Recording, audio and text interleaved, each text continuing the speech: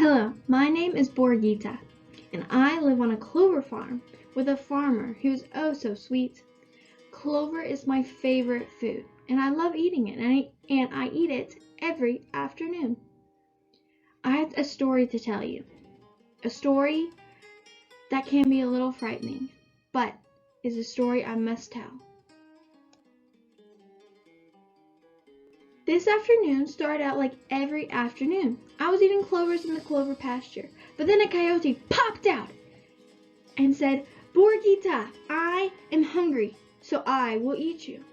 I pleaded and said, por favor, Coyote, don't eat me yet.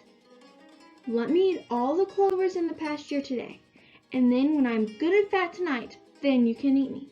The coyote thought about it and said, fine, I will come back and eat you tonight when you are good and fat.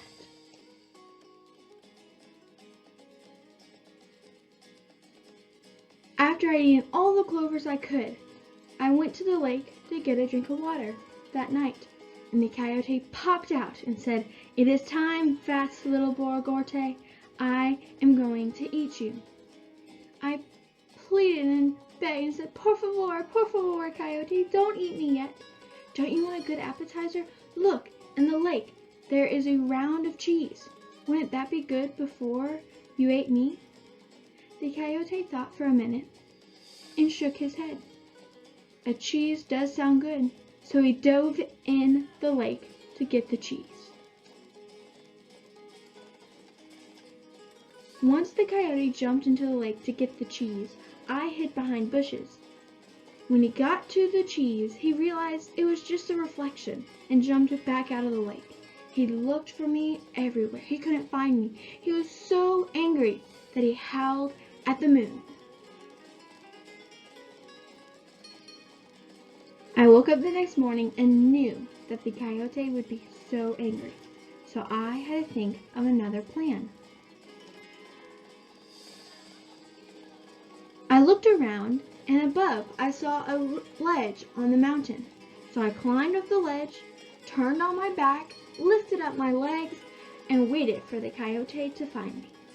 The coyote found me pretty quickly and said, "Little Borreguita, I am going to eat you." I begged and pleaded, said, por favor, Coyote, don't eat me.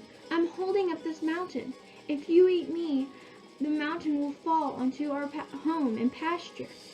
The coyote did not want his home destroyed. So he said, "What should we do, Borreguita?" I said, "Coyote, why don't you switch with me, and then I can go get help." He agreed and switched places with me. I said, "Muy bien, Coyote. You're holding up the mountain, and I will go get help. Just stay there." However, I did not come back, and I let him hold up a mountain. Although the coyote was distracted with holding a mountain for the entire day, the next day came, and I knew I had to end this. Like every afternoon, I was in the clover field eating clovers when I saw the coyote coming towards me. The coyote popped down and said, "Borreguita, I am going to eat you now. I am hungry. You promised I could eat you." I looked at him and said, "Yes, I suppose I did. Open your mouth wide and I will jump in. But please promise me, do not use your sharp claws. Just open your mouth wide, and I will jump right in it. I promise."